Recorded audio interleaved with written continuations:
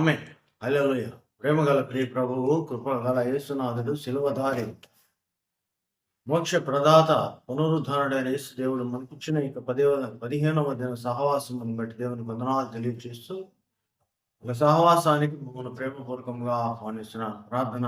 ప్రేమగల తండ్రి, కృపగల దేవ, ఆసక్తితో ఎదురు చూస్తున్న ఇక బిడ్డలను ఆ దినములని వాక్యమును ఆలకించి వాక్య ప్రకారం జీవించి మీ చేతులకు ప్రార్థన ద్వారా అప్పగించుకుని నాయన జయ జీవితమును అనుభవిస్తున్న వీటిని బట్టి వందనాలు.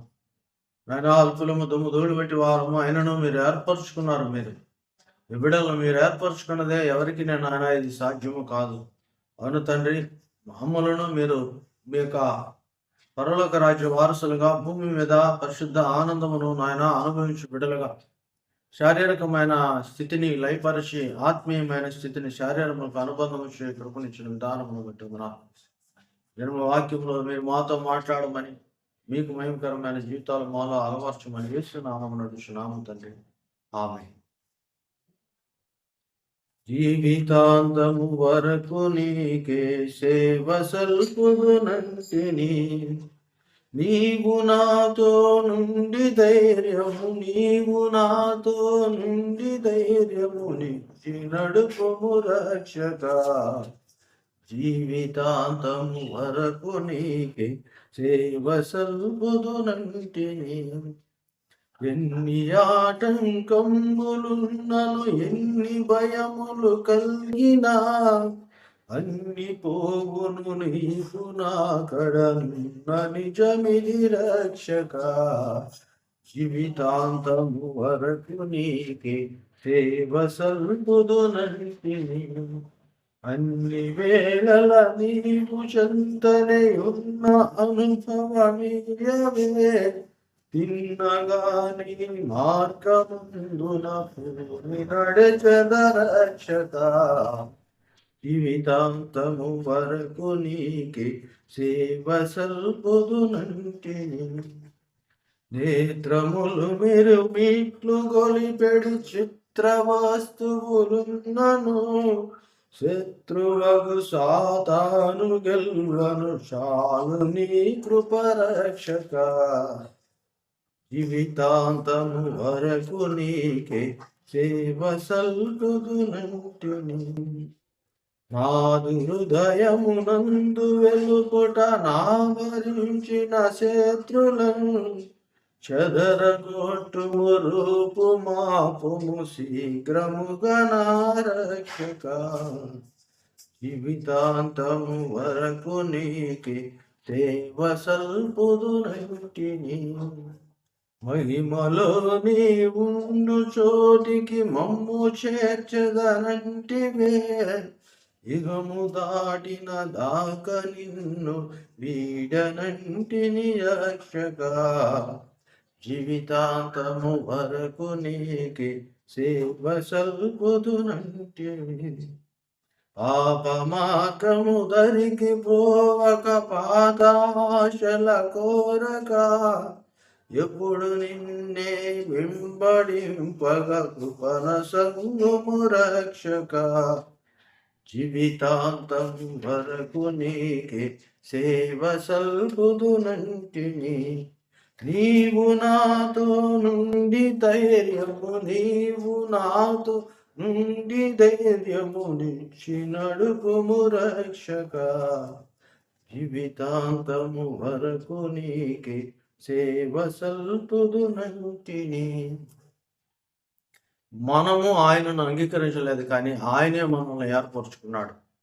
ఏర్పరచుకున్న ప్రభు నీడలోనికి ఎవరైతే పూర్ణ హృదయముతో వస్తున్నారో వారిని ఆయన పరిశుద్ధులుగా తీర్చుటకు ప్రాణాత్మ దేహములను పరిరక్షించి నడిపించుచున్నాడు. ప్రియులారా, ఈ స్థితిలో మనం ఉండాలని ప్రభు మనకిచ్చిన యొక్క ఆధ్యాత్మిక వసంతములో యొక్క 15వ దిన ధ్యానములో రోమీయులకు రాయబడిన పత్రిక 6వ అధ్యాయంలో కొన్ని భాగాలు, కొన్ని వాక్యాలు మనం చూద్దాం. రోమీయులకు రాయబడిన పత్రిక 6వ అధ్యాయం, కృప విస్తరింపవలనని పాపమందు నిలిచియుందుమా, అట్లనరాదు. పాప విషయమై చనిపోయిన మనము ఇక మీదట ఎలాగూ దానిలో జీవించగలము? అనగా 5వ అధ్యాయం ముగింపులో మనం చూసాం, ఎక్కడ పాపం ఉన్నదో అక్కడ విస్తారమైన కృప ఉన్నది, అందుకునే అందిపుచ్చుకునే స్థితిని.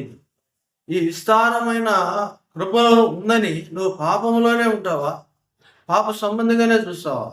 మనం గమనించాం ముందుగా 2వ అధ్యాయములో ఇదే విధముగా పాపంలో జీవించే వారిని కొందరిని అపవిత్రతకును, కొందరిని తుచ్చమైన లేకపోతే లెక్కలేని హృదయ వాంఛలకు అప్పగించేస్తాడు, విలువలేని వాటికి అప్పగిస్తాడు, భ్రష్టత్వాన్ని కొంతమందిని అప్పగిస్తారు, అనగా వారు పాపములో విస్తరించుచున్న దానిని బట్టి ఆయన అప్పగిస్తున్నాడు.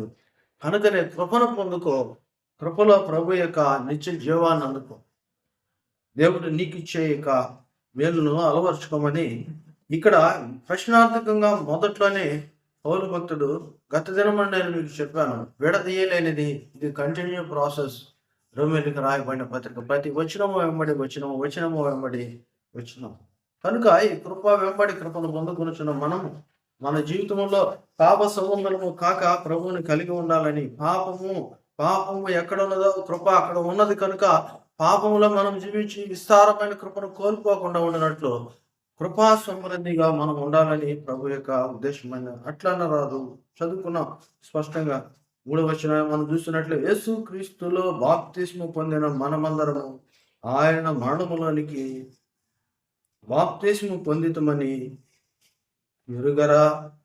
అవునండి, ముందుగానే చెప్పా, ఈ పత్రిక కేవలము క్రైస్తవ కుటుంబాలకు, అనగా యేసు క్రీస్తును అంగీకరించి సంఘ సహవాసంలో ఎదుగుటకు బాప్తిస్ము ద్వారాను ప్రభు చేతికి అప్పగించుకున్నట్టుగాను పరిశుద్ధులుగా ఉండటకు పిలువబడిన వారికి, తీర్పు తీర్చబడిన వారికి అని ఈ యొక్క స్థితిలో నీ జీవితంలో నువ్వు బాప్తిస్ము తీసుకుని ప్రభు బిడ్డగా ఉన్న నీవు మాత్రమే ఆత్మీయ ఫలభరితమైన జీవితం జీవించడానికి ఆసక్తి చూపుతున్నావు కనుక ప్రభు నీకు ఈ మాట చెప్తున్నాడు.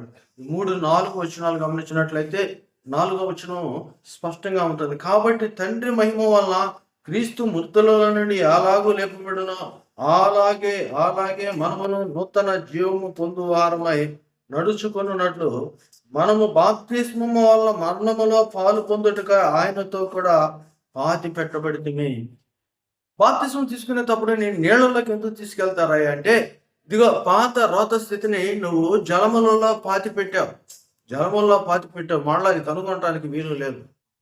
సిలువ వేయబడిన యేసు ప్రభుతో నీవు సిలువ సమానముగా వెళ్ళాలంటే నీవు పదే బాప్తిస్మం తీసుకోవాలని కాదు, కానీ జీవితంలో ఒక్కసారే ఒక్కమారే బాప్తిస్మము. ఈ బాప్తిస్మమును తీసుకున్నప్పుడు ఏమి జరిగిందో ఇక్కడ స్పష్టంగా చెప్తున్నాడు. అలాగే మనమందరము నూతన జీవము పొందిన వారమై నడుచుకున్నట్లు మనము బాప్తిస్మము వలన మరణములో, యేసుక్రీస్తు వారి శిలువ మరణములో మనం పాలు కావాలంటే ఆ శ్రమానుభవం అంగీకరించి ప్రభు మన కొరకు మరణించాడని, ఆయన పాతి పెట్టబడ్డాడని, 3వ రోజు పునరుద్ధానుడే లేచాడని ఆ విశ్వాసము నాది, ఆ యొక్క పునరుద్ధానం నా కోసమని నువ్వు అంగీకరిస్తేనే. కనుకనే అంటాడు, యేసు ప్రభువాని నీ నోటితో ఒప్పుకొని నీ హృదయం ముందు విశ్వసించిన ఎడల నీవు రక్షించబడగవు.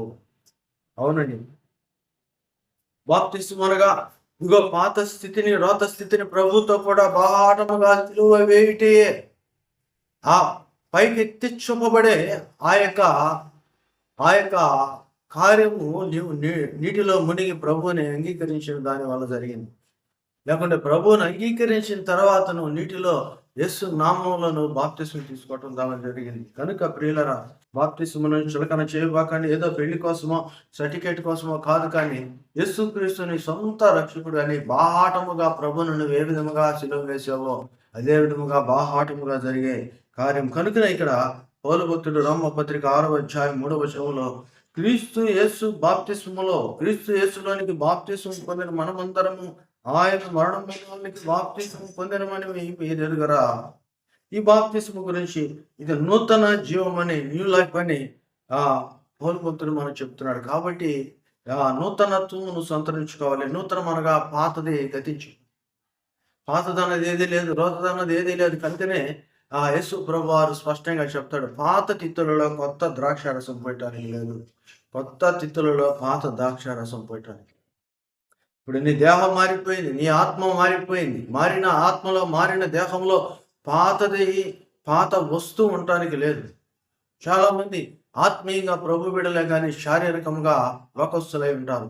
మరి ఆ కొత్త తిత్తిలో పాతది పోయకూడదు, పాత తిత్తిలో కొత్తది పోయకూడదు అన్నప్పుడు ఇది ఎలా సాధ్యం? కొన్ని మంది శరీరాలు ఆ విశ్వాసులు లోకం ముందు గొప్ప విశ్వాసులే, వారి శరీరముతో పాపకార్యాలు ఏమి చేయరు, పరిశుద్ధులుగానే ఉంటారు. కానీ మానసిక స్థితి, వారి యొక్క ఆత్మీయ స్థితి ప్రభువుకు వ్యతిరేకంగా ఉంటుంది.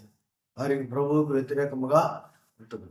చేయాల్సిన బాధ కాదు కానీ జీవించాల్సిన జీవితం. అందుకనే ఇక్కడ అంటాడు, నూతన జీవము, నూతనమైన జీవితాన్ని ప్రభు ఇస్తున్నాడు. 4వ వచనాన్ని మరలా చదవండి, మరలా ధ్యానం చేయండి. వాక్యం స్పష్టం. కాబట్టి తండ్రి మహిమ వల్ల క్రీస్తు మృతులలో నుండి ఎలాగూ లేపబడినా అలాగే మనము నూతన జీవము పొందువారమై నడుచుకున్నట్లు మనము బాప్తిస్మం వల్ల మరణములో పాలు పొందుటకై ఆయనతో కూడా పాతి పెట్టబడుతుంది. పాతి పెట్టబడిన యేసు ప్రభువారు అలాగనే లేరు, కానీ ఆయన మరణమును గెలిచి ఏ విధంగా పునరుద్ధానుడయ్యాడో, ఇదిగో బాప్తిస్మం అనగా పాత స్థితిని గెలిచి పునరుద్ధానం అవటమే, కానీ ఏదో మతం మార్చుకోమని కానీ, లేకపోతే లేదు నీ గమ్యాన్ని మార్చమని కాదు. నీ గమ్యము యేసు ప్రభువారు అయినప్పుడు ఇంకా మారాల్సిన పని ఏంటి? నీ యొక్క మార్గము మార్చు. చాలా మంది యేసుని చేరడానికి, నిత్యజీవం పొందటానికి వారి సొంత మార్గాలు ప్రయోగిస్తారు. కాదు, యేసు ప్రభు అంటున్నాడు, నేనే మార్గమును, నేనే సత్యమును, నేనే జీవము. నా ద్వారా తప్ప ఎవడును తండ్రి యొద్దకు రాలేడు. నా ద్వారా తప్ప ఆ పరమునకి ఎవడు చేరడు. కాబట్టి ప్రభువులోని ఉండు, ప్రభు ద్వారానే ఈ బాప్తిస్మం అనే సాదృశ్యంతో ఉండు. 5వ వచనం కూడా ఇదే అంటాడు, మరణ పునరుద్ధానాలు ఏ విధముగా మనకు ప్రాప్తిస్తున్నాయి, ఏ విధంగా నువ్వు అంగీకరిస్తున్నావు. బాప్తిస్మం అంటే చాలా మంది భయపడుతున్నారు, బాప్తిస్మం అంటే చాలా మంది జంపుతున్నారు. లేదు, సర్టిఫికేట్లో మార్చుకోవటానికి కాదు, కానీ ఈ రోజుల్లో పనికిరాని పాటిస్తున్నావు, కానీ పనికి వచ్చే కార్యాలు నువ్వు చేయలేకపోతున్నావు, జీవించలేకపోతున్నావు. కనుక మరి ఒకసారి గమనించు, నువ్వు బాప్తిస్మం తీసుకోవటానికి ఆలస్యం చేయబాకు. ప్రభువులో అనుభవించుకో, ప్రభు కృప పొందుతాడు. ఇదిగో వాక్యం స్పష్టం. ప్రభుతో కూడా నీవు లేపబడి ఉండాలంటే ప్రభుతో కూడా నువ్వు మరణించి ఉండాలి కదా. అదే ప్రభు అంటాడు, తన సిలువను ఎత్తుకొని ప్రభుతో కూడా నువ్వు లేపబడాలి కదా, ప్రభువులో నువ్వు ఉండాలి కదా. కనుక బాప్తిస్మం అన్నది తప్పనిసరి. నూతనమైన క్రియ, నూతనమైన జన్మ. అందుకనే యోహాను సువార్త 4వ అధ్యాయములో, యోహాను సువార్త 3వ అధ్యాయములో యేసు ప్రభువారు నికోదేముతో ఆయన స్పష్టంగా చెప్తాడు. క్రొత్త జన్మ గురించి ఆయన స్పష్టంగా మాట్లాడాడు. యూదుల అధికారి అయిన నికోదేమును పరిసయ్యుడు ఒకడు. చాలా ఉన్నతమైన వ్యక్తిత్వం. యూదులే ఉన్నతమైన వారు, యూదులకు అధికారి అంటే. యూదుల అధికారి అయిన, యోహాను సువార్త 3వ అధ్యాయం, యూదుల అధికారి అయిన నికోదేమును పరిసయ్యుడు ఒకడు రాత్రి యందు ఆయన యుద్ధకు వచ్చి, బోధకుడా, రాత్రి రావాల్సిన పని ఏంటి? పని భారమా? పగలు టైం లేదా? లేదు, ప్రజలకు భయపడుచున్నాడా? ఈయన అధికారము ఏమన్నా దీనికి నాముషిగా ఉన్నదా? ఏదో ఒకటి ఉన్నది, లేకుండా ఏం లేదు. ఈరోజు మనకు కూడా ఏదో ఒక ఆటంకము, అడ్డము. It is our self. మనకై మనం పెట్టుకున్న అడ్డాలి. మనకై మనం. ఈ అధికారి, బోధకుడా, నీవు దేవుని యుద్ధ నుంచి వచ్చిన వాడమని ఎరుగుదము. దేవుడు అతనికి తోడై ఉంటేనే గాని నీవు చేయుచున్న సూచక క్రియలు ఎవడనూ చేయలేడని తెలుసు. అందుకు యేసు 3వ అధ్యాయం 3వ వచనం బాగా గుర్తుంటుంది. 3వ అధ్యాయం యోహాను సువార్త 3వ వచనం. అందుకు యేసు ఆయనతో, ఒకడు క్రొత్తగా జన్మించితే కానీ అతడు దేవుని రాజ్యమును చూడలేడని నిశ్చయముగా నీతోనే చెప్తున్నా. నువ్వు అధికారి అయి ఉండవచ్చు, చీకటిలో వచ్చి ఉండొచ్చు, ఏ విధంగా నన్ను చేరావు, ఏదో ఒక విధంగా నన్ను చేరావు. ఏ విధముగా చేరినా కానీ నేను నీకు చెప్పేది ఒకటి, క్రొత్త జన్మ కావాలి. ఎలా కావాలి? ముసలివాడనైనా నేను ఎలా తల్లి గర్భంలోనికి పోగల? ప్రభు అంటున్నాడు, ఒకడు ఆత్మ మూలముగాను నీటి మూలముగాను జన్మిస్తే తప్ప దేవుని రాజ్యమును చూడలేడు. చూడటానికే ఈ యొక్క బాప్తిస్మం అవసరమైనప్పుడు, పిల్లరా చూడటానికే ఈ యొక్క బాప్తిస్మం అవసరమైనప్పుడు చేరటానికి ఎంత క్రియ కావాలని. అర్ధరాత్రి వేళ వచ్చాడు, చీకటిలో వచ్చాడు, కానీ ప్రభు వెలుగు సంబంధమైన మాటలు మాట్లాడుతున్నాడు. ఇదిగో అధికారం ఉండవచ్చు, కానీ నీకు ఇచ్చిన అవకాశము దేవుని దగ్గర ఉపయోగించుకో. యోహాను సువార్త 1వ అధ్యాయం 12వ వచనం సెలవిస్తున్నది, తనను ఎందరు అంగీకరించినో వారు దేవుని పిల్లలకుటకు ఆయన అధికారము అనుగ్రహించను. అధికారం ఏమిటంటే అవకాశం. ఈ నికోడెమస్ ఎంత అధికారైనా తను వెళ్ళాలి, ప్రభుని చేరాలని ఆశ ఉంది. తనకు కొన్ని అడ్డం వచ్చి ఉండొచ్చు, అయినా చేరటానికి ఒక సమయం కేటాయించుకున్నాడు. ఒక స్థితిలో ఆయన దగ్గరకు వచ్చాడు. చీకటిలోనైనా రాత్రి వేళ ఆయన దగ్గరికి వచ్చినప్పుడు ప్రభు వెలుగు సంబంధమైన మాట మాట్లాడుతున్నాడు. ఒకడు తల్లి గర్భంలో మరలా ఒకడు ఆత్మీయముగా జన్మిస్తే కానీ ఒకడు నీటి మూలముగా చాలా మంది ఆత్మలు శుద్ధమే కానీ శరీరము బలహీనం.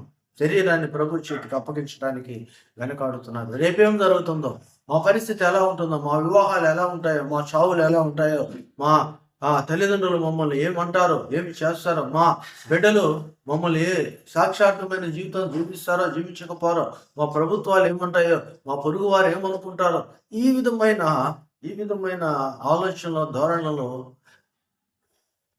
ఉండిపోతున్నారు. కానీ ప్రభు అంటాడు, నాతో కూడా మీరు బాహాటముగా సిలువ వేయబడవలనగా నువ్వు బాప్తిస్మం తీసుకున్నట్టే. ఎప్పుడైతే బాప్తిస్మమును అంగీకరించి నీటి ద్వారా యేసు నామములో బాప్తిస్మం తీసుకున్నావో, పునరుద్ధానుడైన యేసయ్య కొరకు నువ్వు జీవిస్తానన్న ఈ అంగీకారమును బట్టి ఆయన నీకు కృపావరమును ఇస్తున్నాడు. ఒకడు క్రొత్తగా జన్మిస్తే కానీ దేవుని రాజ్యము చూడలేడని యేసు మాట ఈ క్రొత్త జన్మ యోహాను సువార్త 3వ అధ్యాయంలో ప్రభు ఇచ్చిన యొక్క కృపగల మాట. ఇదిగో ఈరోజు నూతన జీవము, నూతన జీవితాన్ని యోహాను సువార్త 6వ అధ్యాయం 4వ వచనములో ఉన్న వాక్య భాగాన్ని మనం చూపుతుంది. ఏలైనగా 6వ అధ్యాయం 6వ వచనాన్ని మనం చూసినట్లయితే, రోమీయులకు రాయబడిన పత్రిక 6వ అధ్యాయం 6వ వచనం, ఏమనగా మనం ఇంకను పాపమునకు దాసులు కాకుండానట్లు పాప శరీరము నిరర్ధకమగునట్లు పాప శరీరం ఇక పని చేయకుండా తన కార్యాలు ముగించున్నట్లు పాపపు స్థితి కలిగిన ఇంత శరీరమును నువ్వు సమాధి చేయనట్లు మన ప్రాచీన స్వభావము ఆయనతో కూడా సిలువ వేయబడినని ఎరుగుదము. సంఘానికి రాస్తున్నాడు కదా, ఎత్తబడే గుంపుకు రాస్తున్నాడు కదా, ప్రభువుని చేరే బిడ్డలకు రాస్తున్నాడు కదా. అనగా అందుకని ఎరుగుదము అంటున్నాడు. ఏమని ఎరుగుతాము? మన శరీరాలను సమాధి చేశామంట, మన స్వభావాన్ని సమాధి చేశామంట. మళ్ళా ఆయన్ని బాహాటముగా సిలువ వేయడానికి కారణం ఏమిటంటే, ఇవి అలాగనే ఆ విధముగానే అట్టి పెట్టుకుని ఉన్నామంట. అందుకని ఇక్కడ 6వ వచనము మళ్ళా చదువుతున్నాను.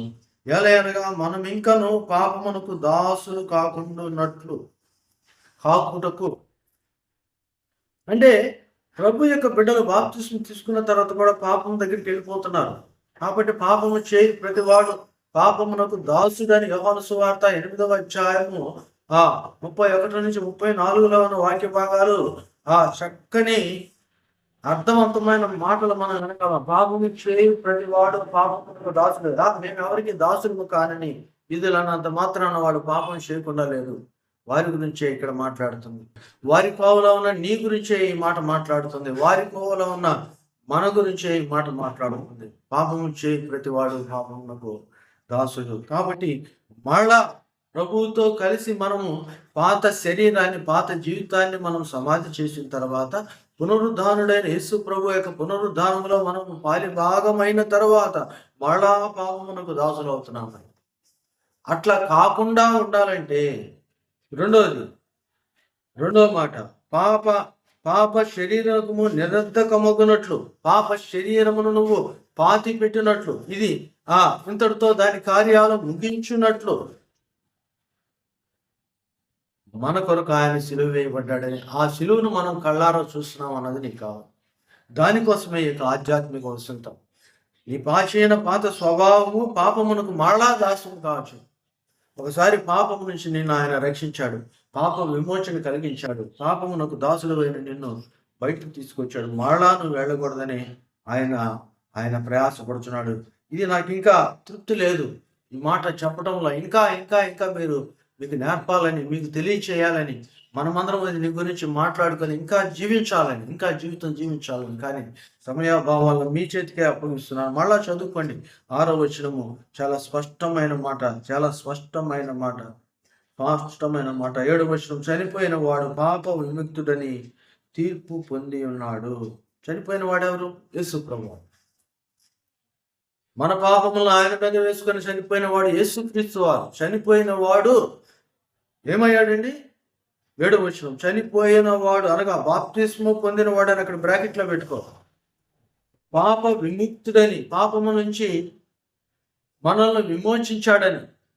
ప్రభు మరణాన్ని గెలిస్తే మనము పాపాన్ని గెలిచాం. ఇక పాపముతో మనకు పాలి లేకుండా నడవాలని పేతురు చెప్పిన, పాపమును జోలికి పోకుండా ఉండాలని ప్రభు ఆశించిన, మన పాప సంబంధమైన క్రియల నుంచి బయటికి లాగామని యోహాను పత్రికలో రాసిన ఇదే. పునరుద్ధాన సంబంధమే అనగా పాప విముక్తుడని మనకు ఆయన తీర్పు తెచ్చేశాడు. మన పాపాలు ఆయన సిలువలో కొట్టివేశాడు. ఎలా అనగా ఆయనతో పాటు నీటిలోను ఆయన సిలువలో వేలాడుతున్నాడు. నువ్వు నీటిలో మునిగావు. నీటిలో మునిగినంత మాత్రాన రాదు, దాంట్లో నీ పాపాలను పాతి పెట్టాలి. దానిలో నీ పాపములను పాతి పెట్టవలని 8, 9 వచనాలు కూడా అదే తెలుస్తున్నాయి. మరణమునకు ఇంకనూ ఆయన మీద ప్రభుత్వం లేదని ఎరిగి ఆయనతో కూడా జీవించుదామని నమ్ముచున్నాము. అనగా ఆయన చనిపోవుట చూడగా పాప విషయమై ఒకమారే చనిపోయింది, కానీ ఆయన జీవించుట చూడగా దేవుని విషయమై జీవించుచున్నాడు.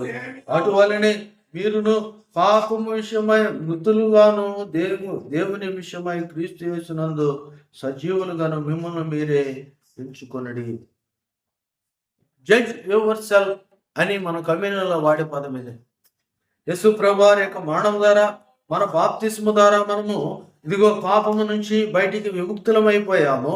విముక్తులమైన మన జీవితాల్లో మళ్ళా పాపము ప్రవేశించకుండా నీవు ఈ ప్రాచీన స్వభావాన్ని ప్రభువులను బంధించి, ప్రభు పునరుద్ధానుడైన తర్వాత మరణమిక ఆయన తాకనట్లు, సజీవులకు ఆయన దేవుడిగా ఉన్నట్లు నీ జీవితాన్ని కూడా పునరుద్ధాన సంబంధమైన జీవితాన్ని జీవింపచేయాలని 8వ వచనము నుంచి 11వ వచనము వరకు ఆయన స్పష్టంగా తెలియజేస్తున్నాడు.